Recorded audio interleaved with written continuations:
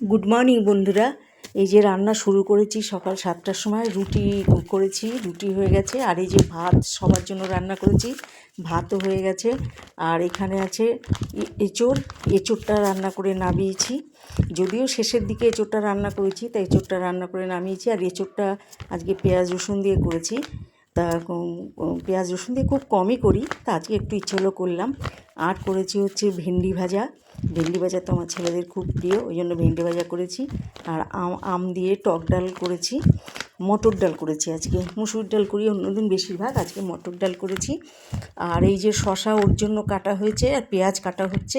আর 4টে ডিম সিদ্ধ করেছি, 2টো ডিম সিদ্ধ ওর জন্য, আর 2টো ডিম সিদ্ধ বড় ছেলের জন্য। এই যে ওর টিফিনে ভরে দিয়েছি 2টো ডিম সিদ্ধ, ভেন্ডি ভাজা।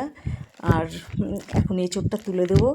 ডালও দেওয়া হয়ে গেছে, এখন এঁচোড়টা তুলে দেবো। এঁচোড়টা তুলে বাটিতে তুলে দিলে, যে ডাল দেওয়া হয়ে গেছে, এঁচোড়টা তুলে দিলে ওর টিফিনটা কমপ্লিট হয়ে যায়। আর শশা পেঁয়াজটা কাটছে, শশা পেঁয়াজটা দিয়ে দিলেই হয়ে যায়। আর মাছ আমাদের রান্না করার কথা আছে। মাছ, বাটা মাছ, এই পাবদা মাছ, আজকে পাবদা মাছ রান্না করার কথা। সর্ষে করছি, উনুনে বসিয়েছি অবশ্য। সর্ষে পোস্ত দিয়ে, কাঁচা লঙ্কা বাটা দিয়ে পাবদা মাছ রান্না করব। আর এই ছেলেকে এঁচোড়টা দিয়ে দিলাম, আর এই পাবদা মাছটা নামিয়ে নিলাম। যদিও পাবদা মাছ ছেলে নেবে না, কারণ ও কাটার ভয়তে অফিসে নিয়ে যায় না। তাহলে আমাদের রান্নাবান্না আজকে কেমন লাগলো জানিও। টাটা।